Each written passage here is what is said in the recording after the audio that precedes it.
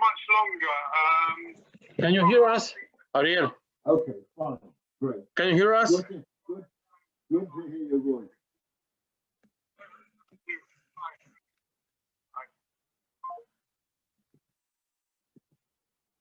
Farro, please. How should? Are you comfortable with this one? Yes. Hi, looks great. We're with you. Looks great, Rabbi. Good evening, everybody. I apologize for the late start.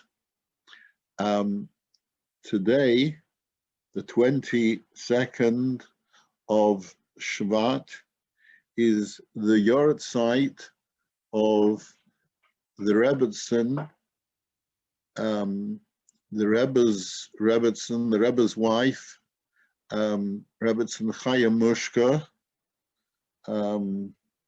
and I would like to dedicate this shiur Le'ilui Nishmoso as an ilui for her, as an ilui for her neshama.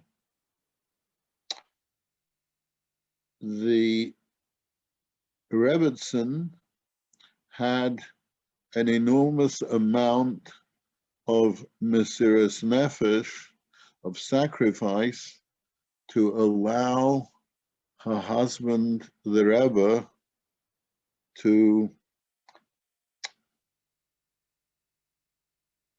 continue his responsibilities as the Rebbe, which meant that they actually, in terms of waking hours, only spent probably between 1.5 hours to 2 hours today together. The Rebbe was very particular every day to have a meal and also a cup of tea together with his wife, together with the Rebbetzin. But apart from that, in terms of waking hours, the Rebbetzin saw her husband very, very little. I would like to share with you a few incidents in the life of the Rebbetzin, which will give you, hopefully, some insight into the amazing relationship that existed between the Rebbe and his wife.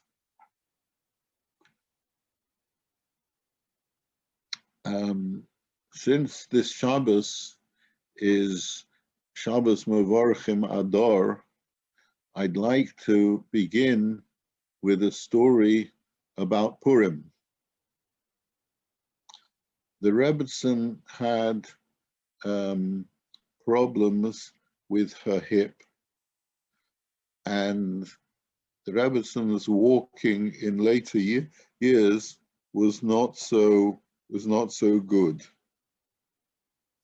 On Purim morning, the Rebbetzin fell and she broke her collarbone. And when Rabbi Gansberg, who used to help the Rebbetzin in the house, when he came to the house on Purim morning, he immediately realized that something was very much out of normal order, that there was something very seriously wrong. So he asked the Rebbetzin, please tell me what happened. So the Rebbetzin said, it's nothing. It's nothing. So Rabbi Gansberg said to the Rebbetzin, look, if you're not going to tell me what happened, then I'm going to go now straight away to the Rebbe. and I'll tell the Rebbe that you've had an accident. So the Rebbe said to Rabbi Gansberg as follows. He said, look, the Rebbe has to farbrengen tonight a farbrengen of something between 5 and 6 hours. And I want that the Rebbe should be able to farbrengen without any daigas, without any worries, without any concerns. So she said, I'll tell you on the condition that you will go along with my plan. So Rabbi Gansberg, didn't have any choice. So the Rebbe said him like this. She said, I fell, and I am pretty certain that there is at least one bone which is broken. But I don't want the Rebbe to know till after the farbrengen. On the night of Purim, the night after Purim, after the Suda, the Rebbe would farbrengen for between 5 and 6 hours. And they would come from all over New York and much wider New Jersey, thousands and thousands of people. And part of this farbrengen was sometimes televised on cable TV.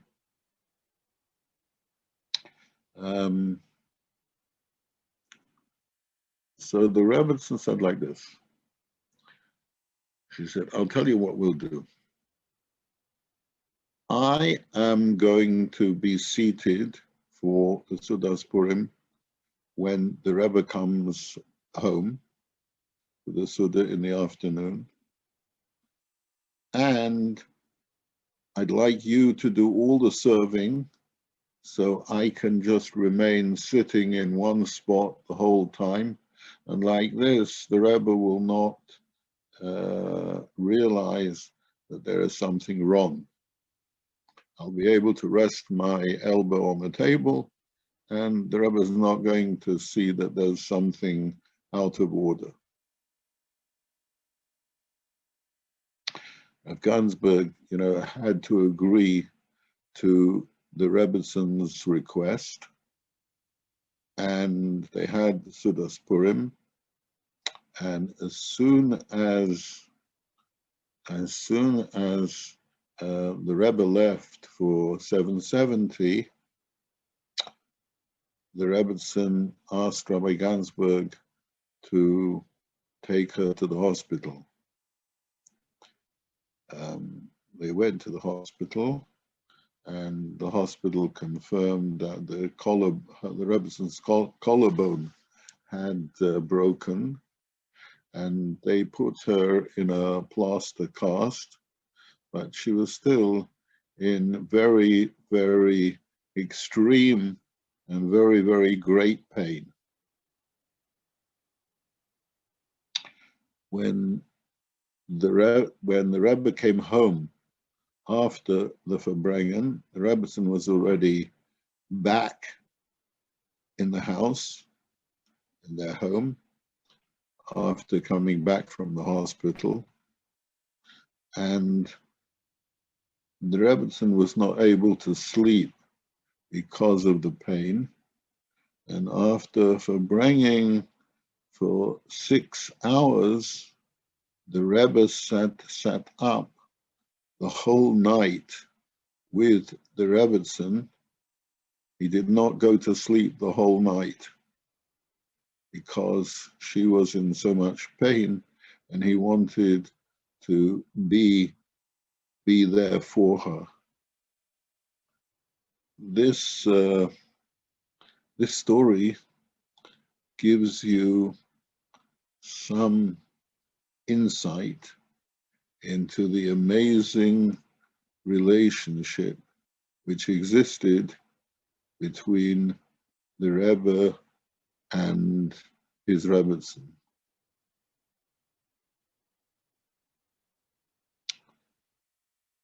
when it came to the court hearing about the Svarim, the Rebbe did not go to court, but the Rebbe asked the Rebbetzin if she would go to court, and one sentence that the Rebbetzin said during the court hearing was the turning point in the case.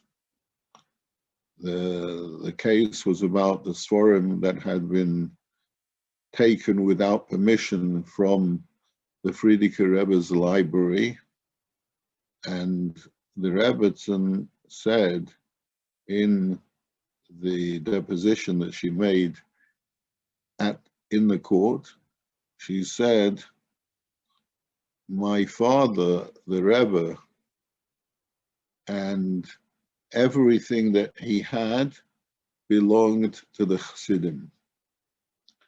And this one sentence was the turning point in the case, and was instrumental in Agudas Chassidei Chabad winning the case, and ultimately for the Sforim to be returned. There is another story, an amazing story, which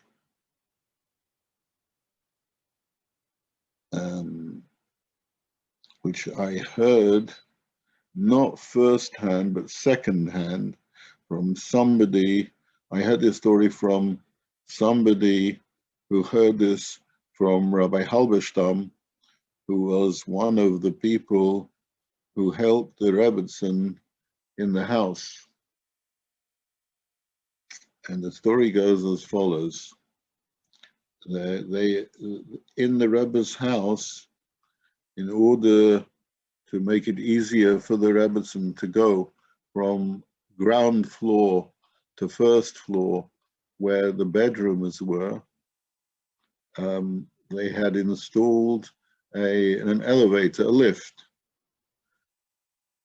And about 3 o'clock in one morning, Rabbi Halberstam gets a phone call from the Rebbetzin, and the Rebbetzin excuses herself, and she says that, I'm really very, very sorry to trouble you at this unearthly hour, but the lift has jammed and I'm stuck in the lift between the ground floor and the first floor.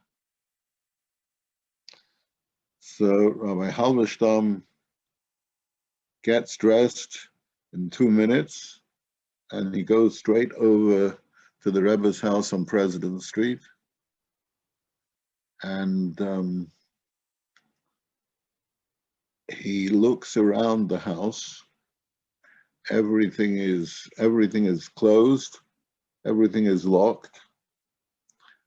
There is only one window, a small window on the first floor where the Rebbe's study is and where the bedrooms are. And this is the only window in the whole house where there might be an opportunity to enter the house. So he climbs up a drain pipe and he looks into the window, and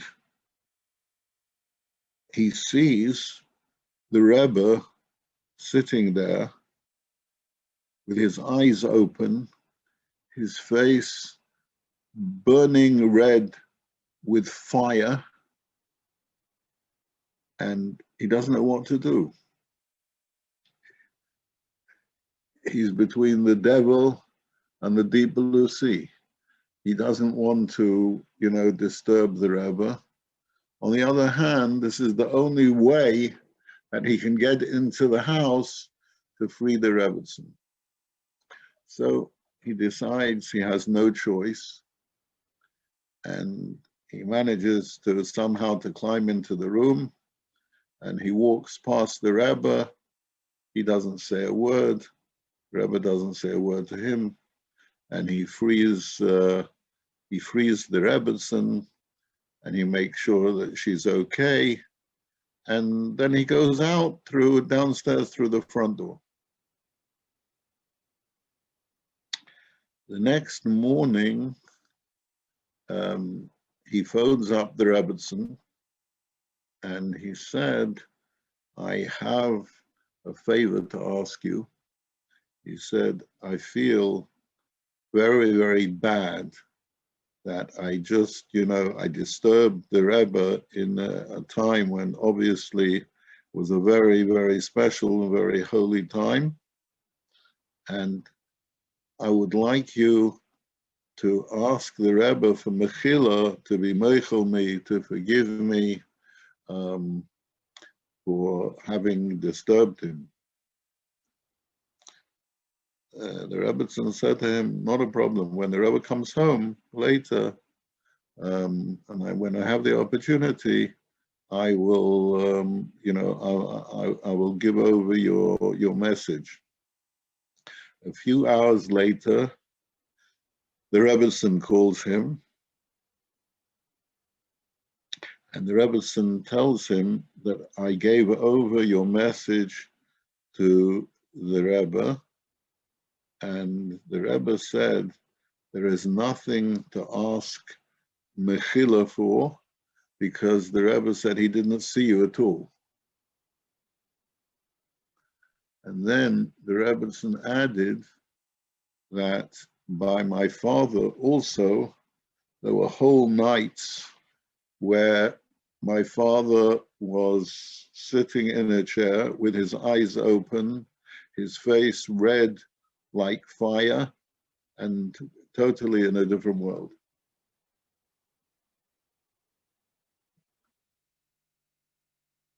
There's another story.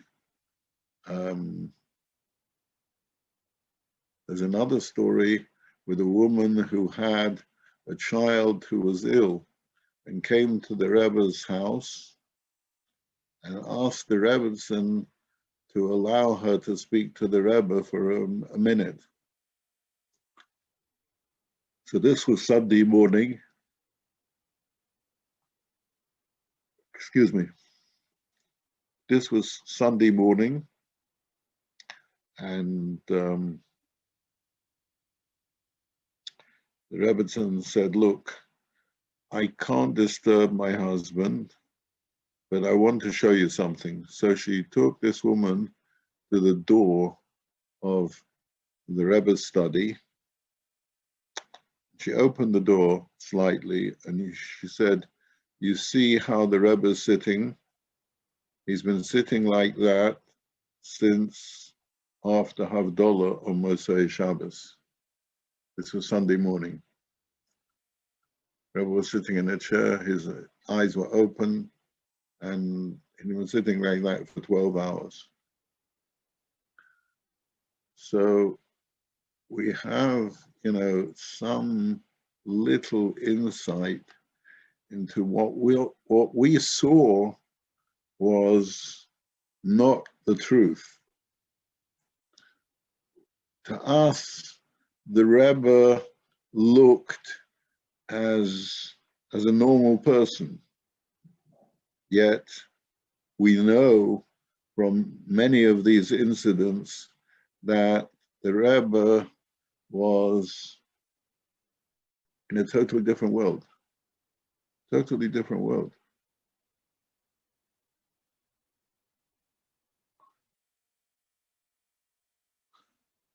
I just a couple of days ago saw a Maisa that a Chassid went into Yichidus, and the first thing the Rebbe said to him, were you in the mikveh today? the Chassid went red, and he said, Rebbe, I didn't go to the mikveh. So that was the end of the conversation. The Rebbe then changed the subject, but the very fact that a Chassid came in and had not been to the mikveh, and this was, the Rebbe never asked anybody else if they'd been to the mikveh, because this was a Yitzim in Haklal, this was an exception.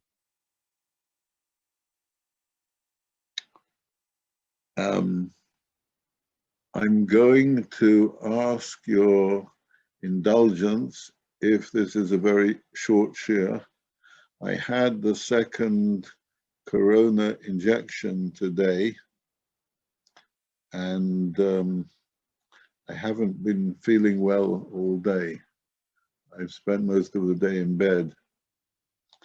But I want to, before we finish, I want to tell you one more story about the Rebbetzin.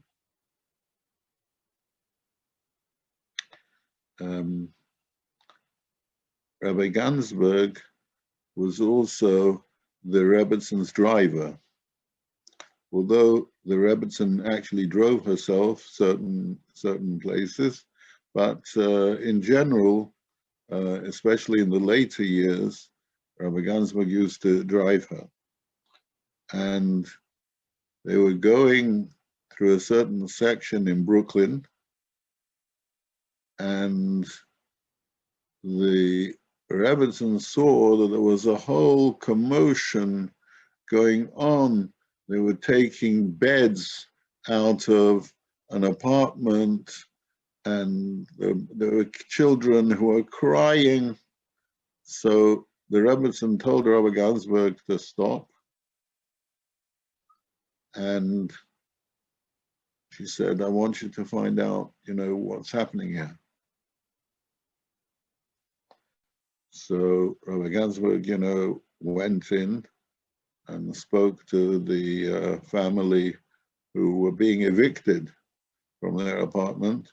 It seems that they hadn't paid their rent for 3 months, and the balabos, who was a non-Jew, was having them evicted, was having them thrown out of their apartment without them having anywhere to go. So the Rebbetzin said to Rabbi Gansberg, how much is needed to pay the rent? So I think it was something like $5,000, which in those days was an enormous sum of money.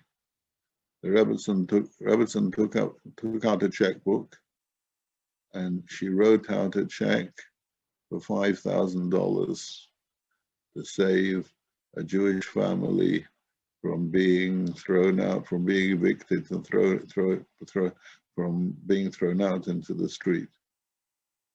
This is just a glimpse of the kind of person that the Rebbetzin was. Chusa Yogein Oleinu, as Chus should be Megan on all of us, on Klal Yisrael, this terrible plague threatening the lives of so many people all over the world should stop immediately, and we should be zeicher in his chus and in the chus of all the tzaddikim and the tzidkonias in Gan Eden to Mashiach, to the Gula Hamitis V'Hashlema very soon in our time. Amen. Amen. Before Shalema. Who's that, Simcha? Yeah. How are you, Simcha? Baruch Hashem, I'm fine.